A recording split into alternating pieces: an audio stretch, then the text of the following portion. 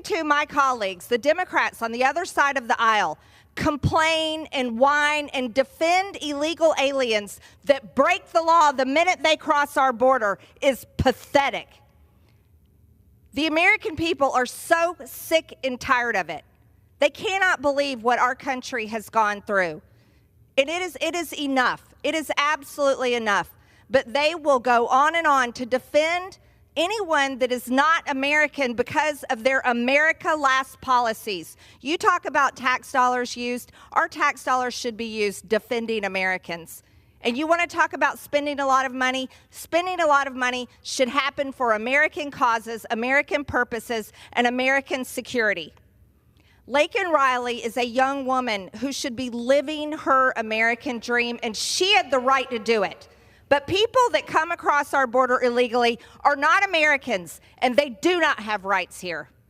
And that is exactly why anytime they break a law, anytime they cross into our country, they should be rounded up and shipped out as fast as possible. And if we need to build more prisons, then we'll do it. It is so shameful that the first bill of the new Congress will put a target on the back of millions of our neighbors that work so hard, that build up our communities.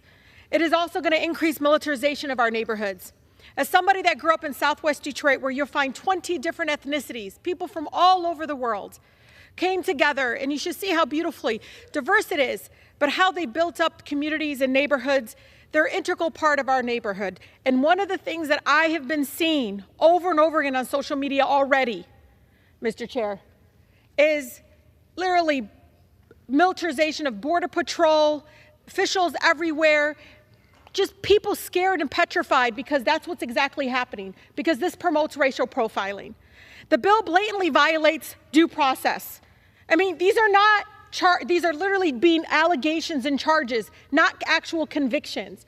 Y'all act like if somebody's undocumented, they can't be deported. They can. As a former immigration attorney, I know that for a fact. You're making this up so you can literally allow people to be profiled and discriminated against. Blame them for the cost of eggs? Is that what we're doing here? We're blaming them because you guys can't get corporate greed on a side that is a disease that is killing our economy? People can't afford housing? You think it's because of our immigrant neighbors? No. If you cared truly about fixing our immigration system, you'd go fix it so that U.S. citizens married to undocumented spouses can actually adjust their status, where we have mixed statuses because for 30 years we've ignored and vilified immigrants. Enough is enough. It will separate families. It would lead again to continued discrimination. It's shameful that my colleagues are giving in to racist fear-mongering at the first opportunity to pass legislation to scapegoat our immigrant neighbors and fuel hate in our communities. I know what's going to happen. It won't just be undocumented. It'll be people like my mother who will get stopped and profiled. She have to carry her U.S. passport around?